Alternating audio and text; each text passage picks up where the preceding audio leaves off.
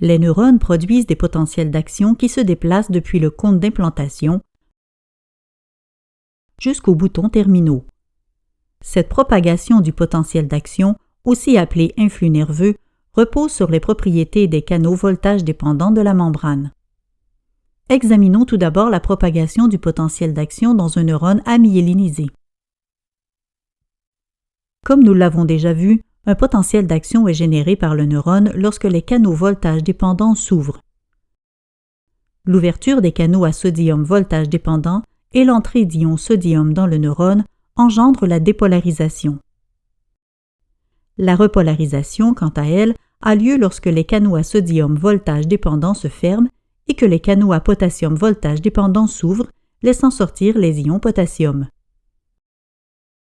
Or, au moment où les canaux à sodium voltage dépendant s'ouvrent et se ferment, aucun autre potentiel d'action ne peut se produire à cet endroit. C'est ce qu'on appelle la période réfractaire. Après la production d'un premier potentiel d'action, au moment où les canaux voltage dépendants de la première zone se trouvent dans leur période réfractaire, ceux de la zone adjacente s'ouvrent à leur tour. Un second potentiel d'action est alors produit, induisant l'ouverture des canaux voltage dépendants suivants, ainsi de suite.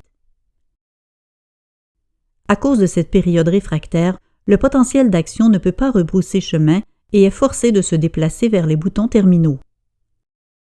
Ce type de propagation se nomme conduction continue.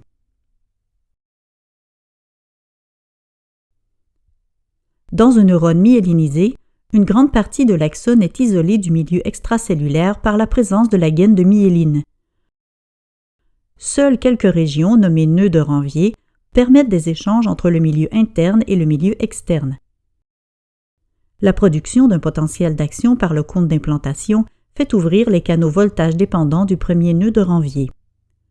Un potentiel d'action est produit à cet endroit et entraîne l'ouverture des canaux voltage dépendants du nœud suivant. Ainsi, l'influx se propage très rapidement dans un neurone myélinisé, comme s'il sautait d'un nœud de Ranvier à un autre. C'est pour cette raison que l'on nomme cette propagation conduction saltatoire.